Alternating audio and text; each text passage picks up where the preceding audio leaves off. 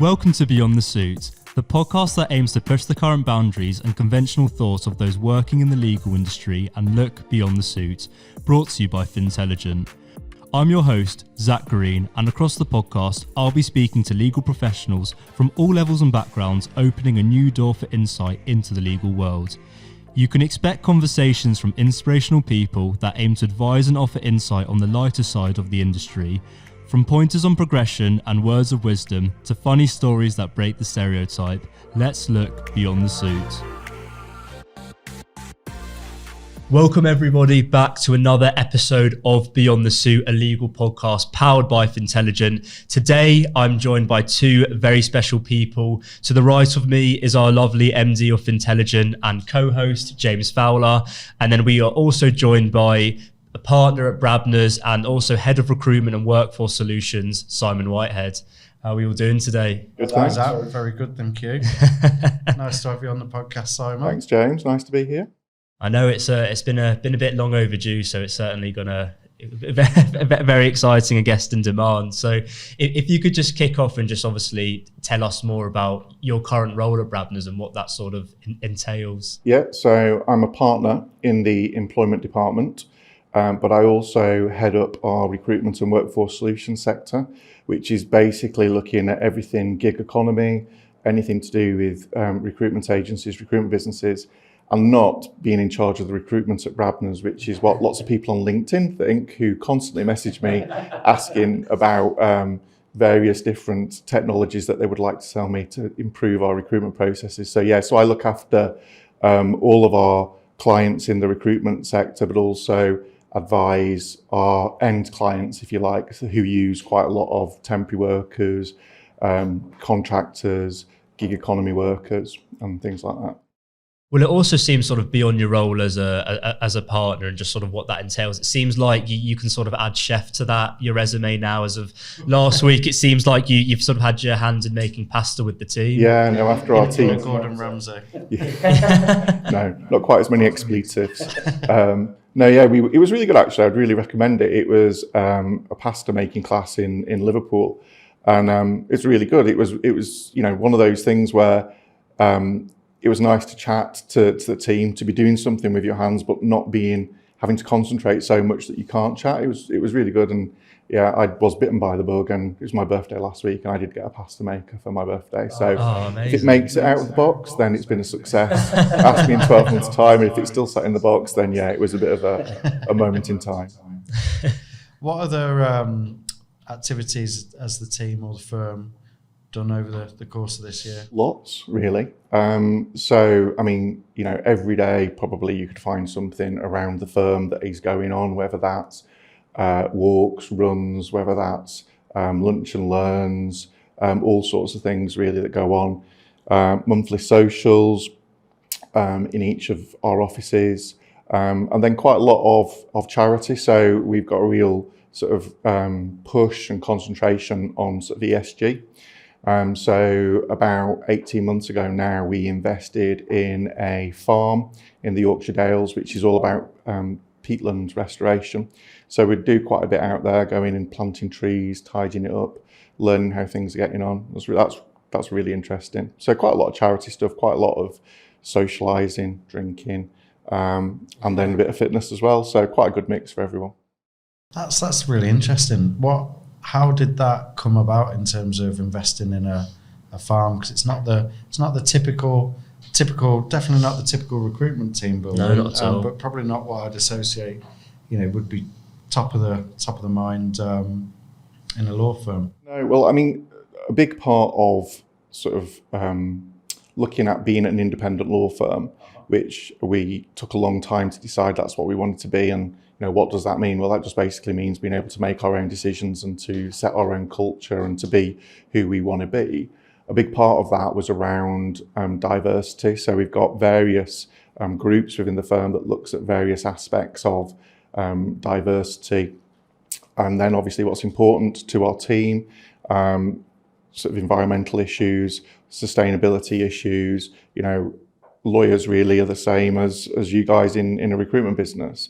Everyone's made up of different people who have different interests, but clearly really importantly, climate, environment, sustainability has been really key for lots of people. So really looking at what can we do that's something different than just simply planting trees. There's very sort of off-the-shelf things you can buy, which felt perhaps a little tick boxy and weren't particularly authentic. And, it was down to sort of research really into what the opportunities were. And there's basically it's a sort of a rewilding movement looking at the over-farming of uplands in sort of Yorkshire Dales and various places.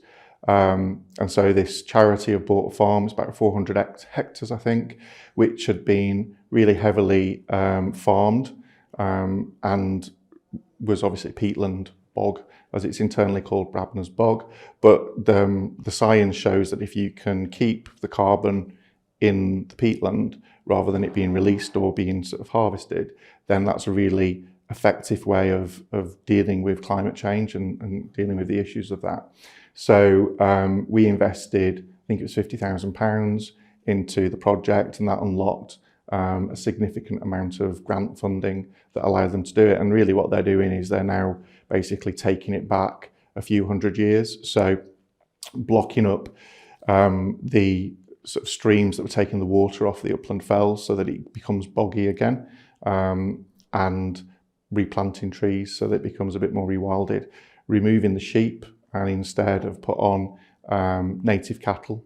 And that's where I get really interested, because at home we have the same native cattle. So it's I'm sort of a big belted Galloway fan.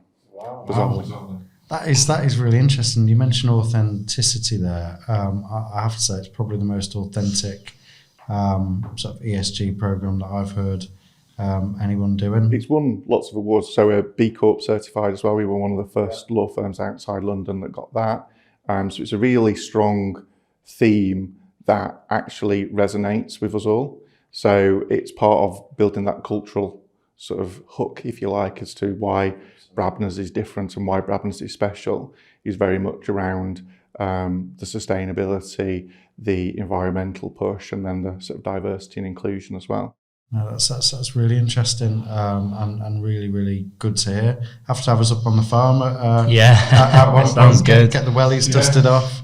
Well, I feel like 2023 has been quite a challenging year. I feel like saying this, that like probably the last 3 years has not been like a sort of normal, typical economic environment for many reasons, but particularly in the recruitment industry in 2023, it's been a challenging year. What have been the biggest challenges that you faced this year, and how have yourself and Brabners dealt with them?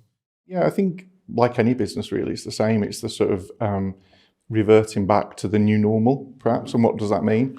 And I think especially for law firms, we're not, as an industry or as a sector, renowned for our fast move of change and adaptability. It can take some time for changes to occur and to become embedded. And I think obviously with COVID and the pandemic and lockdown, that forced law firms more than any to embrace hybrid working. Mm-hmm. So I think the challenge is the new normal. As I say, what does hybrid working mean? How do we make it work moving forward? And then that links into the same as everywhere else. There's a real talent sort of battle, if you like. So there's been a good, strong market, but at the same time, it's about keeping people, engaging people, and making sure people are ultimately happy, and actually you're attractive to other people that would want to join you.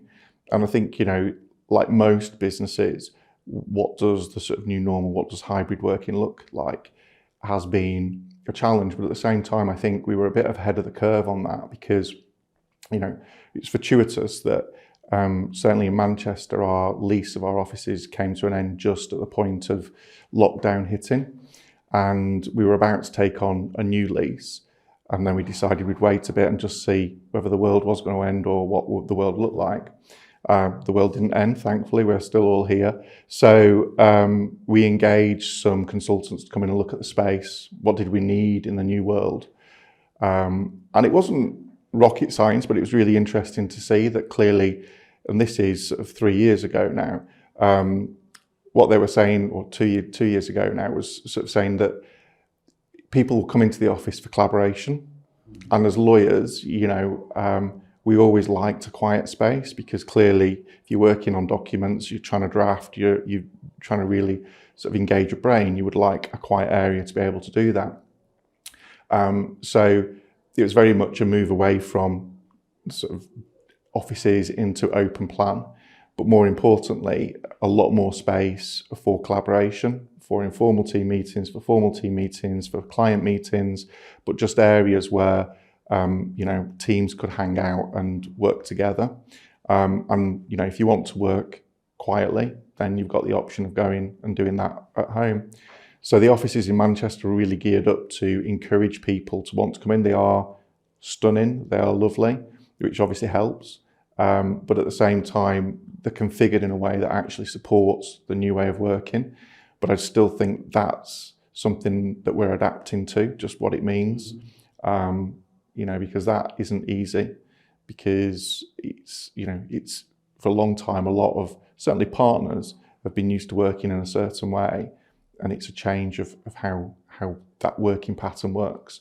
And it's well documented and discussed in the media as to should we be back 5 days, should we be back 3 days, should you be back 2 days, should you say anything? And I don't think there is a right answer to that. And from my work as an employment lawyer, what you saw very early on was that those people that dictated everyone had to be in the office, or those people that, and it happened quite a lot in recruitment, that just basically got rid of their offices and everyone went remote, those two ends of the spectrum both suffered the most in respect of stability within teams, whereas those that were in the middle that sort of felt their way to the new normal and weren't as prescriptive have been a lot more successful in maintaining and building teams.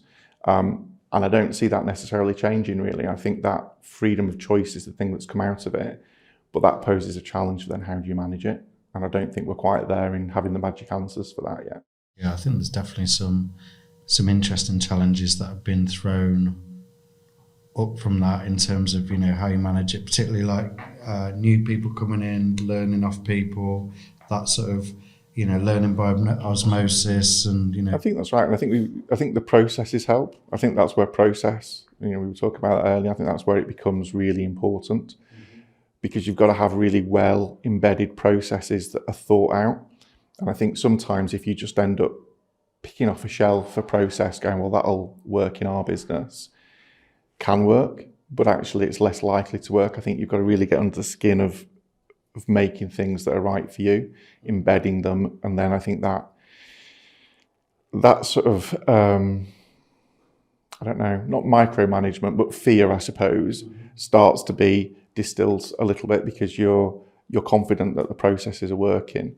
But yeah, I mean, certainly from a learning by osmosis perspective, I do agree, and that's why I think some teamwork has got to be part of, certainly in what we do, and it's the same for you in your business. But if I think about when I was a trainee and when I was a newly qualified solicitor, or any time actually, even now, you learn so much more, you pick up so much more by being around other people and just learning from how they behave, how they interact.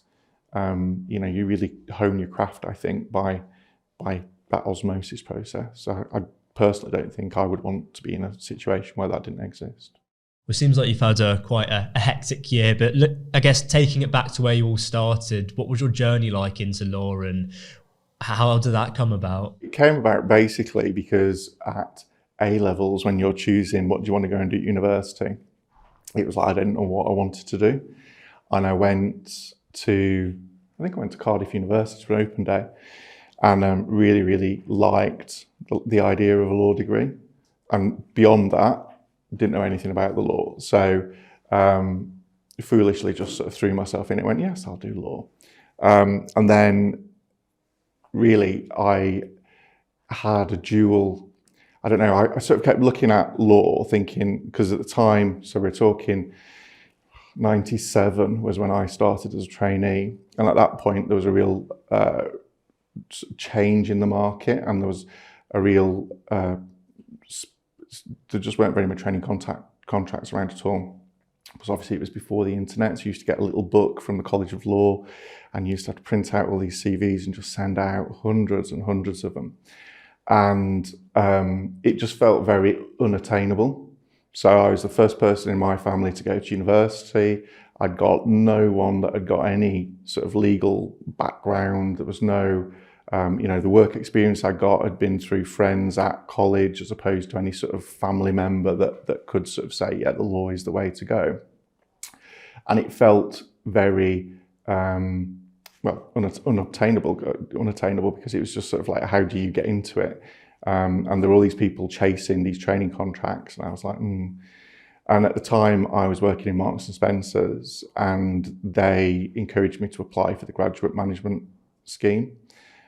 And I was like, oh, that sounds quite good, because at the time as well, trainee salary was $10,850 a year, which wasn't a huge amount when you'd paid for the LPC, which I can't remember, was like £15,000.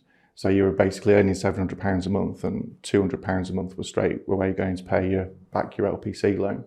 Whereas I think Marks and Spencer's was paying $25,000 a year. So I had like this dual sort of thing. If I got a 2-1, then I'd go to law school. If I got if I passed the LPC, then I'd continue with training. If I got a training contract, I'd do that. But alongside that, I'd been accepted into Marks and Spencer's graduate management scheme, John Lewis's graduate management scheme. And so I was sort of playing one off against the other, of going, right, well, that's my backup and we'll see how we go.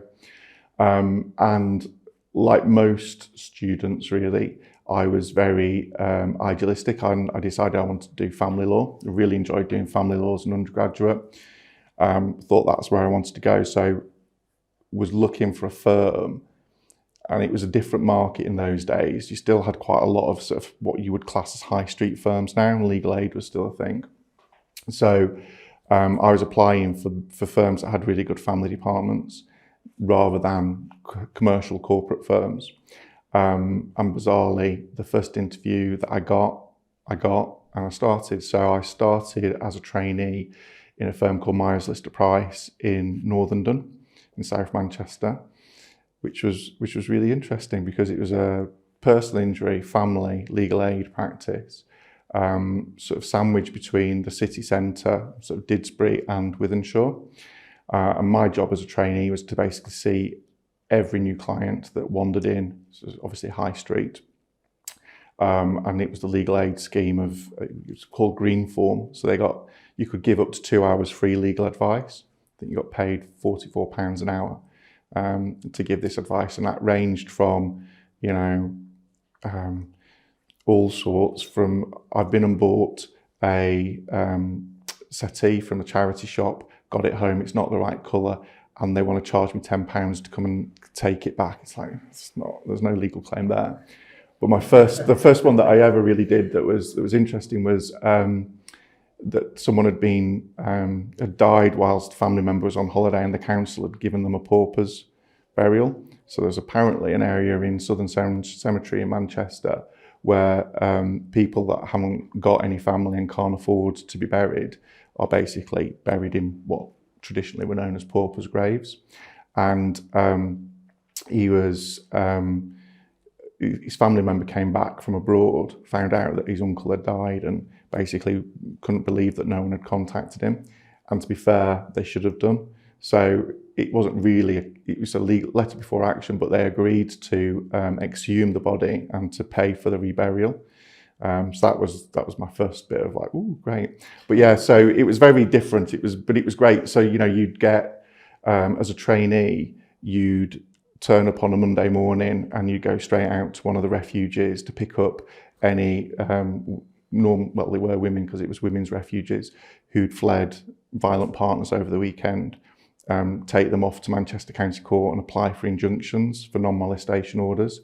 And that was daunting because you're sort of like just turning up, picking up these ladies, taking them into Manchester, going for a judge with no papers really, and making the application, getting the court order, and then appointing sort of bailiffs to try and serve it. So yeah, it was really varied in those days. Did 6 weeks of my family seat and hated it and thought, I've made a massive mistake. But luckily, sort of 98 was just after New Labour had come into power, and really employment law as a discipline hadn't existed. I'd done it at university, I'd done it at law school, but you didn't really get jobs in employment law. You either went into academia to teach it, or you went to work for a trade union. Sort of law firms generally didn't have employment law departments. It would have been part of the litigation team or part of the corporate team. But when New Labour got in, they increased the amount of compensation from £12,000 up to £50,000, reduced the amount of time that employees needed to work before they could bring an unfair dismissal claim down to a year. And as a result, employment tribunals just became inundated with claims, and it became a really fast-growing area. And it appealed to me because it was people. What I didn't like about a lot of the law subjects that I'd done was it was very boring because it was just all paper. And very processy, whereas with employment, you never knew, and you still don't know, when you pick up the phone, what's at the end of it. Yeah, so working in recruitment, you get all sorts of issues, or any employment lawyer will get all sorts of issues. You just don't know what you're going to end up talking about when you pick up the phone. And that's what I liked about it. So I saw my opportunity and took it. So applied for a legal aid franchise in employment law and got that when I was newly qualified, and then went off and did a postgraduate diploma in employment law at Manchester University. And then stayed sort of high street, and it was the sector, the market was evolving and changing. So that high street firm was becoming more commercial. And then 2003, went to work at Brabners as an associate.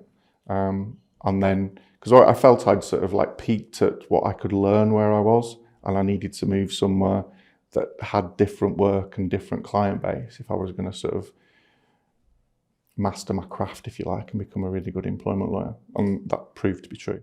Usually when people start out their law careers, you can imagine everyone just flocking down to London. Obviously, that's where all the major law firms are. So everyone, I guess, wants a piece of the pie. So what challenges did you face starting your career up north? And how difficult was it to build a name in the northern market? Well, I went to university in London. So I'd sort of done the London thing. And again, probably because I didn't have that sort of idea of what being a lawyer was, I didn't feel, and I think back in those days it was less prevalent. Although saying that, my best friend, I think, spent half her life on a train up and down to London, going to various interviews in London. But yeah, it wasn't really for me. It didn't hold any sort of like magic. I'd been there for 3 years.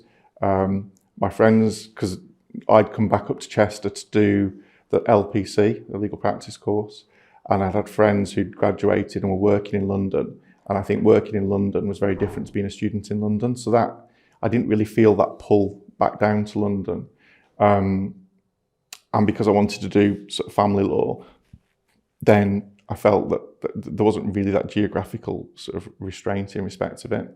I probably felt that geographical pull more when I'd chosen employment law and probably got to sort of, the mid-2000s, where you were sort of perhaps a 6-7 year PQE associate about where do you go and what's the next bit that you move to. But by that stage, I was quite settled in Manchester.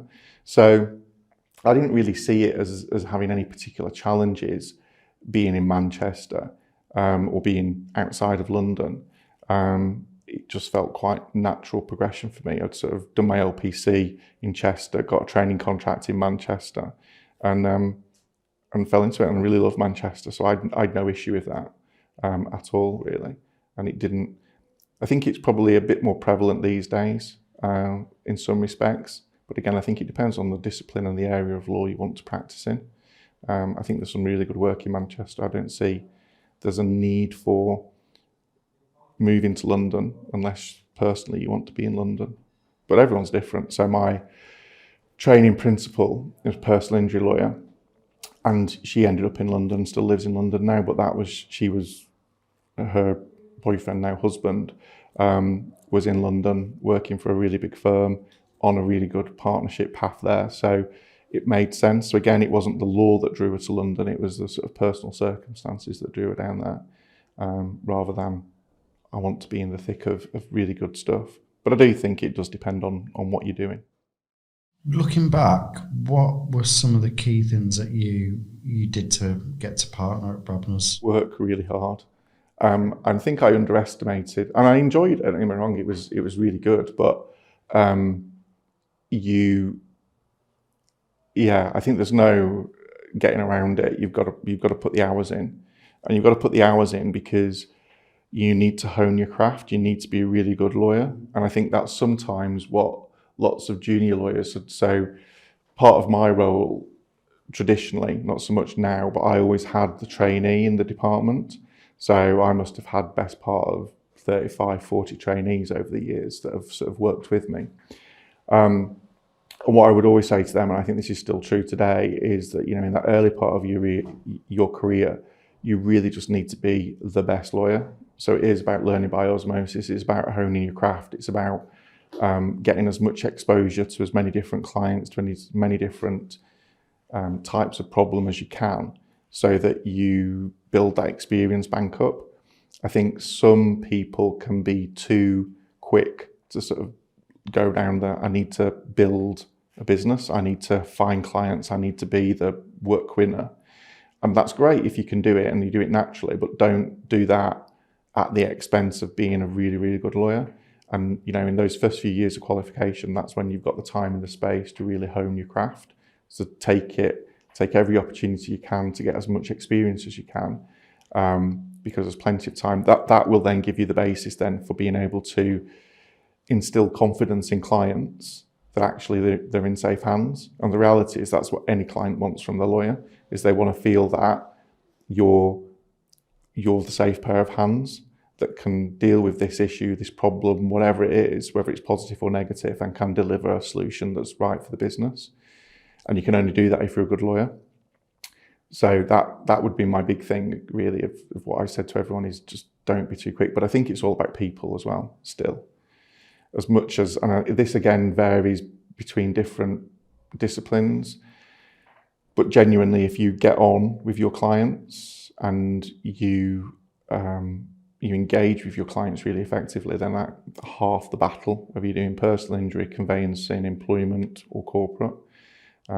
Because then that's building that relationship that then leads to the trust, that then leads to them leaving you to get on with what you need to do, rather than being on your back every 5 seconds, chasing you and wanting to know what's happening.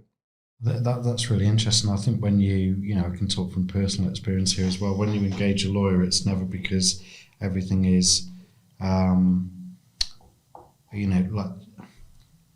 you engage a lawyer, it's never because, it's necessarily the happiest or non-busiest or calmest situation in your life. Usually there's a problem or something really significant that you need help with getting over the line. So absolutely, that trust is really important. You're always out of your comfort zone, whether it's a positive outcome at the end of it, where you might be selling your business and you end up a very wealthy person. It's unlikely that it's an everyday occurrence in reality. So not calm seas, is it? It's not your everyday. It's our, and that's sometimes I think we can forget that as lawyers, is that this is our everyday. Often I will say to clients, look, whatever you're going to tell me isn't going to shock me. Believe me, I've heard it all. And I have heard it all. I can imagine as a seasoned lawyer, you've heard a lot. So you can, but it is our everyday. It's not the client's everyday. Whether that's an individual buying a house, sorting out a will, whether that's a business with a problem with an employee, have just won a big contract that they've been given a huge, great big document that makes no sense to them. Or whether that's they're looking at how do we structure our business to make sure that, we can support growth and we can achieve our objectives. All these things are really big decisions and are not everyday occurrences for the client. And that's why the biggest part of our job, I think, is to make clients feel comfortable and confident that actually you're going to be able to deliver a solution. On the subject of big decisions, you've definitely got a very, very interesting profile in the fact that you didn't necessarily go the traditional linear route that most lawyers do, and you decided to set up your own practice independently. Can you detail sort of your thought process behind that and what motivated you, when you were doing well, being very successful, to make that decision? I think these decisions are always sort of their time. And so, we're going back to, God, when are we going back to? Like 2012. So we're going post sort of financial crash when, law firms generally up to sort of 2010 probably were pretty much on a sort of an upward trajectory, making hay while the sun shines. Obviously, the financial crash and the repercussions from the financial crash had a big impact on lots of different law firms and to clients of law firms and just generally business. It got to a point where, again, a bit like when I decided to leave my first firm, I felt that I'd sort of plateaued, and I was looking ahead and above and thinking, is that what I really want to do? It didn't feel like, at the time, it was a business that was sort of knew where it was going and what it was doing. And at the same time, the industry didn't either. So it wasn't sort of like, there was lots of people that you could jump to, but the grass isn't always greener. And it was just felt like, no one was offering anything particularly different or dealing with the challenges that the market was presenting itself. And then I got an offer to join a startup law firm, which was being started up by a partner from a big law firm in Manchester. Big plans, sounded great in at the ground level. And so I took the jump at that point to go, right, well, I'll go and do that because it's a big pay rise. We'd just adopted 2 children, so money had an importance at that point. And it was exciting, and it was something new and vibrant in the market. It was horrendous, and it failed after 18 months, and I could see that after about 6 months of arriving there. So, and it is all about timing in respect of that. And I was out at a client's board meeting, and we were on a break, and one of the shareholders came up to me and said, "This move has not been what you wanted it to be, has it?" And I was like, "What?" And he said, "You can just tell that, there are various things that you've said, or your sort of body language, and I don't think it's quite what you're expecting." And I was like, "Damn, am I such an easy tell?" Anyway, they were on a growth path. They were basically saying, "Look, we're growing fast. We need more. We don't want to take someone in-house because we want someone that's independent rather than that's sitting here. We like how we're working with you.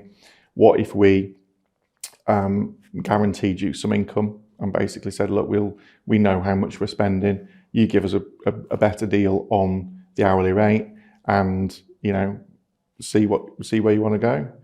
And so it was a complete left field, unexpected conversation. It took me a while to sort of like process it, but then really I was sort of like, well, what have I got to lose? Because really the most important thing was being able to pay the mortgage with 2 kids. And so it was just like, well, I know I can do that. So actually that's a really lucky position to be in. And then, like most big decisions, you end up in a position where it's sort of like, well, what's the worst that can happen if I do that?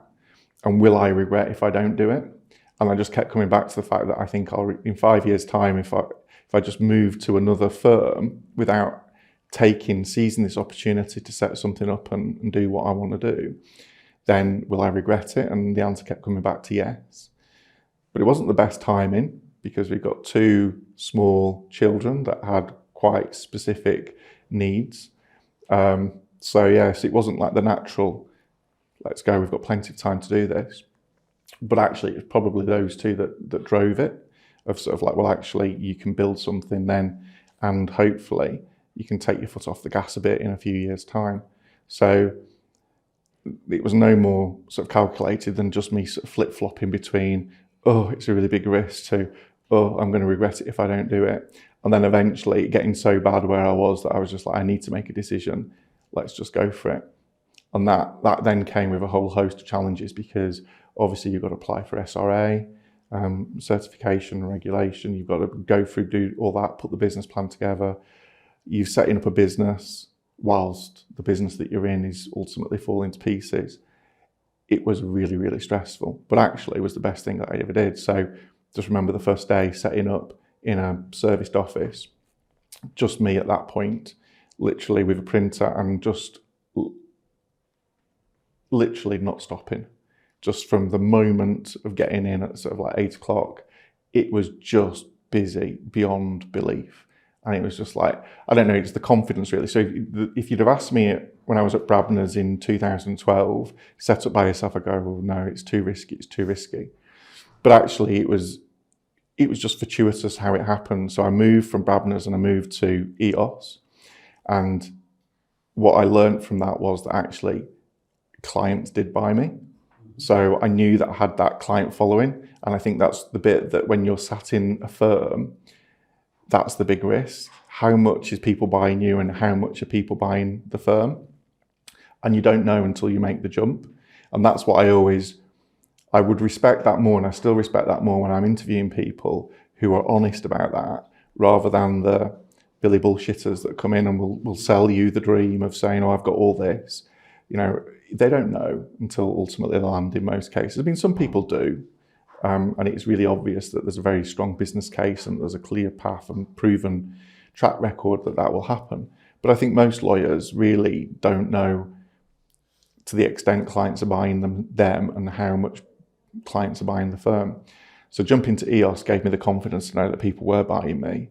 So therefore it was an easy jump then from EOS to HRC to go, well, actually, I've been doing this there with all the constraints that I had in that. So if I've got complete freedom, within as much freedom as you can within a law firm, then it should be okay. So, and plus I had the confidence of knowing that a client was sort of saying, right, okay, well, that's how many hours each month we're going to need from you, at least for the next 12 months. So it gave me that soft landing to go, right, okay. And as I say, you know, just went mad from day one, to the point where I think started trading in the 1st of May.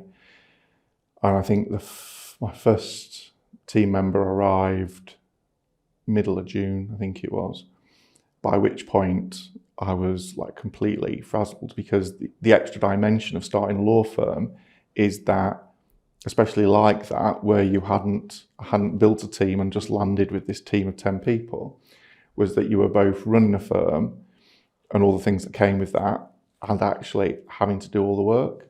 And because the reality is we get paid for the time we spend progressing clients' matters, it felt like it was 2 full-time jobs. So by the time the first team member started, I was like, oh my God, hallelujah. There you go. There's a whole caseload, get on with it. And that's how it grew. So, you know, we had a small serviced office that could seat 4. And I think we had that for the first 6 months. And by the end of year 1, I think we were 7. And then by the end of year 2, we were about 15. And what I'd learnt from EOS was that to control your overheads and to control your cost. And I was perhaps a bit stingy, because we sort of sweated our assets, as it were, for quite a while before we then moved up to the next level. But, you know, again, I don't think there's much difference between law, business and other sectors, but it's all about the people. And it's then about the culture and about how you sort of deliver that at the same time as delivering the work to a high level and bringing the money in. So it was hard work, but it was of its time. Would I do it again now? No.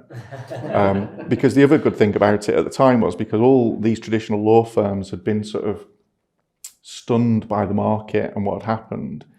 And like I said earlier, they're not the best as a sector. We're not the best at evolving or changing, or, you know, it takes a long time for the juggernaut or for the Titanic to sort of to shift itself.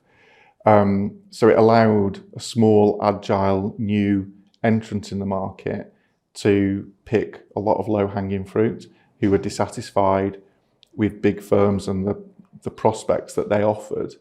And therefore it was really a lot easier than it should have been to build a good team really quickly.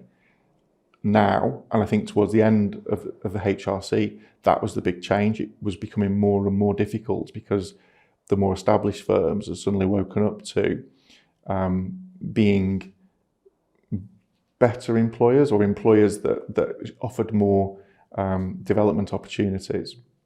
So then it became a bit more of probably a level playing. Well, it wasn't a level playing field, but as a small firm, you felt like you were then having to fight a lot harder than you were sort of 3 years earlier to sort of win the war for talent, as it were. That's such a huge change to go to, not only a change, but a massive transition. So you mentioned, obviously, you adopted 2 kids at the time. So what was that effect like on yourself, but more importantly, your family, and what can you tell us about them now and how they're getting on? Yeah, well, they've gone from, we adopted first 2, Harry and Connor. So Connor was 2, nearly 3, and Harry was 1, Ryan was 1, nearly 2. And that whole process went really quickly. So again, this is in sort of 2012, you said? Yeah, it would have been about 2011 actually. And before that, so adoption as a gay couple was quite a new thing. It had only just come in. And it was a really interesting process to go through. So our social worker was great.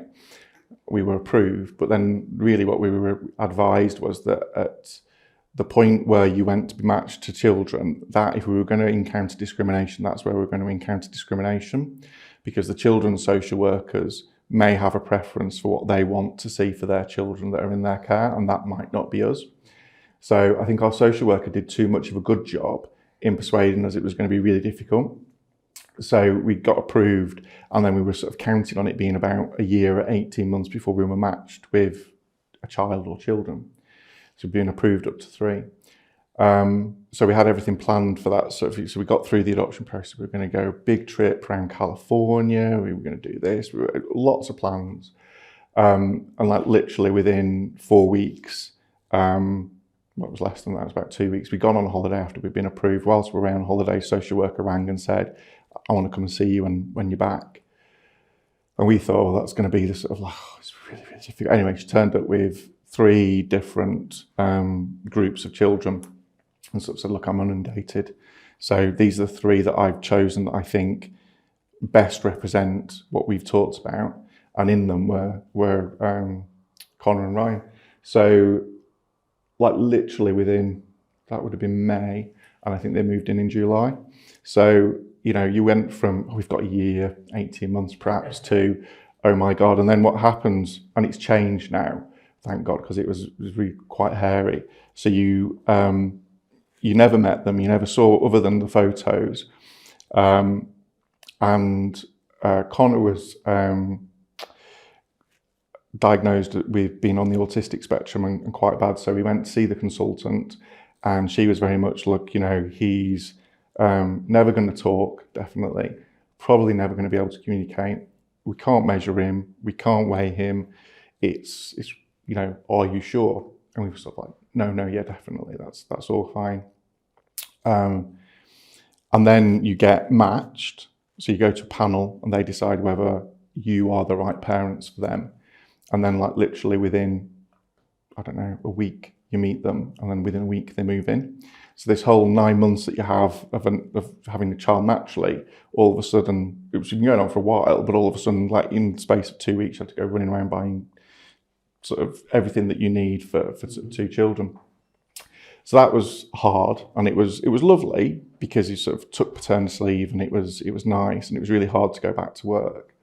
But it was full on, and it was really full on in those early days. And that was the sort of bit that I was sort of like, do I, in the middle of all of this, set up a new business? Doesn't feel great.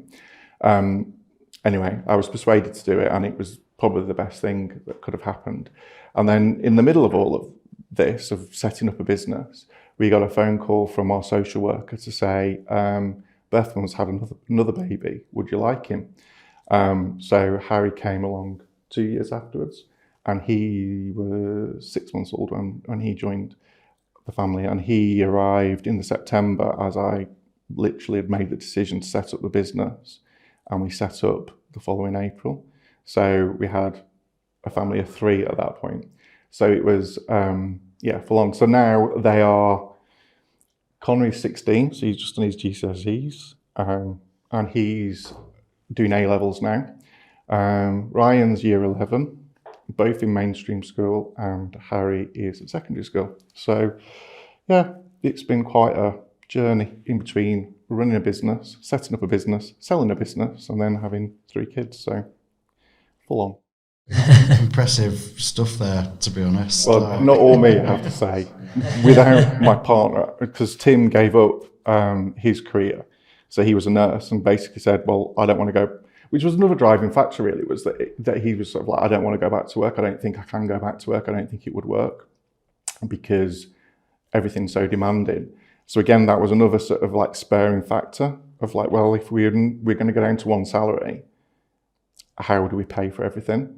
So that was a bit sort of like, well, there was another push, if you like, to go, well, let's just set up this, because I think if you do it at the right stage, because I wasn't earning a huge amount, it didn't take a huge amount to replace what I was already giving up. And actually the potential to earn more was greater.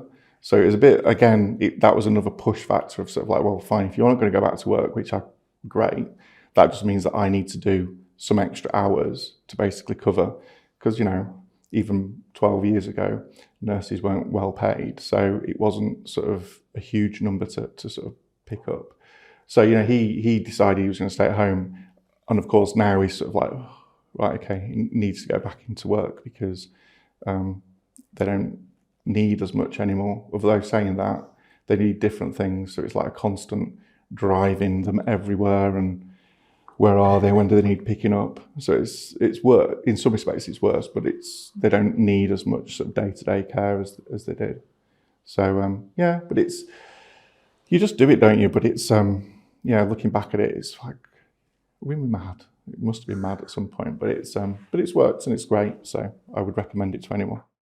It's really inspiring stuff. I know personally how difficult it is to, start a business and get it to a point where, it's successful, and, the challenges of employing people, which obviously you probably know more than most being an employment lawyer.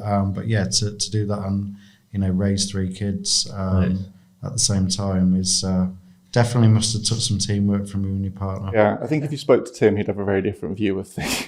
He might not be as charitable, but it works, and you just make it work. So ultimately, you don't really, when you're in it, you don't realise just quite how full on it is. But I think sort of you get to a point where you sort of take a step back and go, oh, yeah, it's a lot. Because, it's like we were saying earlier, just little things like having to make a decision on everything, especially when it's a small business and everything sits with you. You have to make all the decisions, and it can be really easy decisions like, we need some more milk. Can I go and buy some more milk? Or, I don't know, we need to put an order in for station. Just mundane stuff that really isn't difficult decision making, but you're still making decisions. And then when you're going home and you're still having to make decisions, or you're still having to do stuff, it's, it can be a bit full on. So it's, But then at the same time, I think you've got to get a balance. And I think I'm quite good at that. And again, Tim will probably say something completely different, but I am quite good at turning off when I get home. What advice would you give to lawyers who are, in terms of, balance, they want a career that's really successful, but also, want a family and a personal life where they get to, to spend quality time, watching their kids growing up and supporting them? I don't think there's a magic answer. I think everyone's circumstances are different. And I think one of the worst things you can do is compare yourself to other people, because you don't know what other supports, what other things are happening behind the scenes. And I think that is probably the most destructive thing that I see from people over the years of, I can't cope, but other people can cope. Why can't I cope? And I think the reality is that everyone does things differently. Everyone has a different support network. Everyone has different challenges, and what they present, which might look to be very easy and polished, probably isn't if you sort of go under the surface. It's the old duck paddling furiously under the water. And it's overwhelming when you're new to having a family, because you're trying to get, it's a big change. You're trying to get used to it, all of the different things that brings, and it requires you to sort of do work differently as well. But it's hard because you've wired yourself over the years to work in a particular way. And I'm not saying it's easy, because, as I say, I think Tim will tell you something very different in our situation. But I think you've just got to unpick that wiring. And the reality is, what you've got to learn is that, you've got a team, you're working within a team. And ultimately, if that team's working properly, then it should be able to pick up things when you can't. And, I'm the worst at being late for everything or on the minutes, to the point of sort of like, running into a service at school, with 30 seconds to go. But I've got 30 seconds to go. I'm not sort of missing it completely.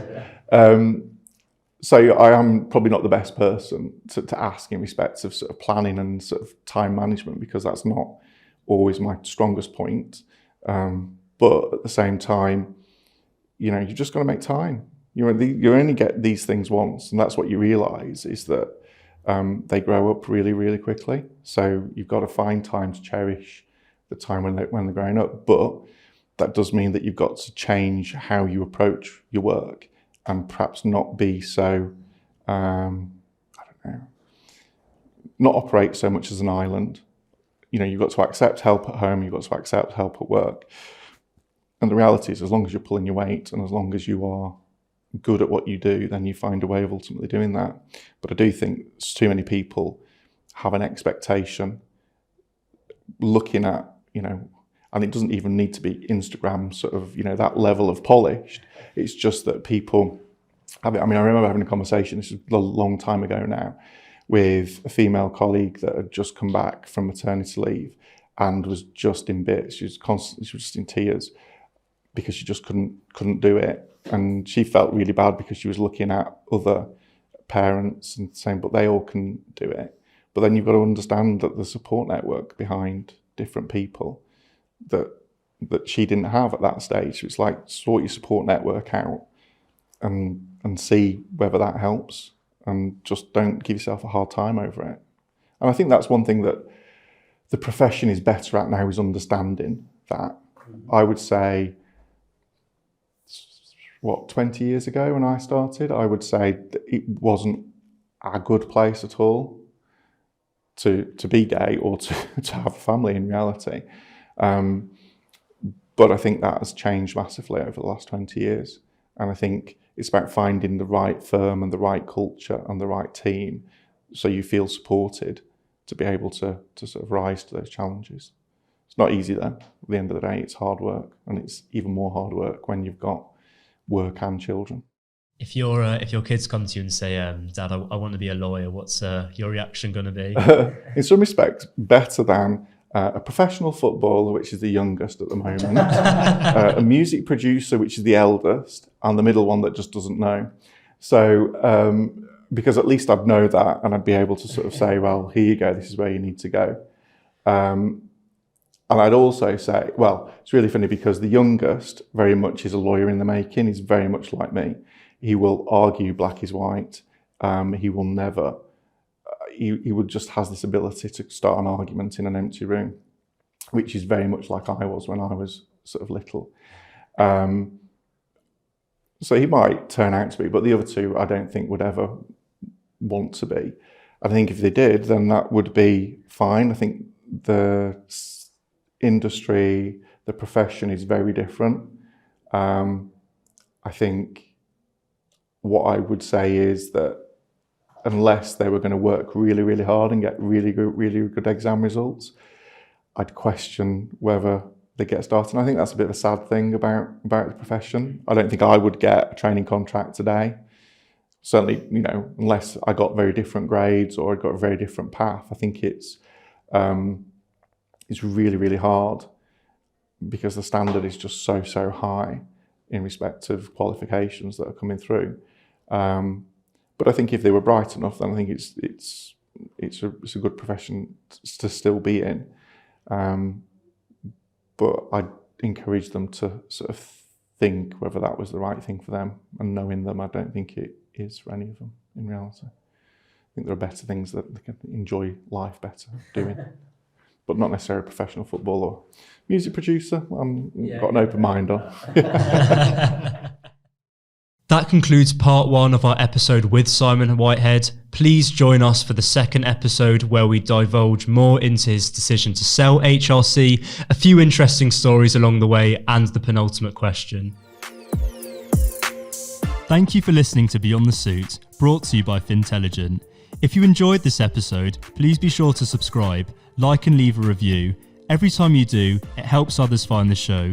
If you're interested in finding out more about Fintelligent and how we can assist you in taking the next step in your legal career or making your next exciting hire, head over to fintelligent.co.uk. Join us next time for more insightful conversations on Beyond the Suit podcast.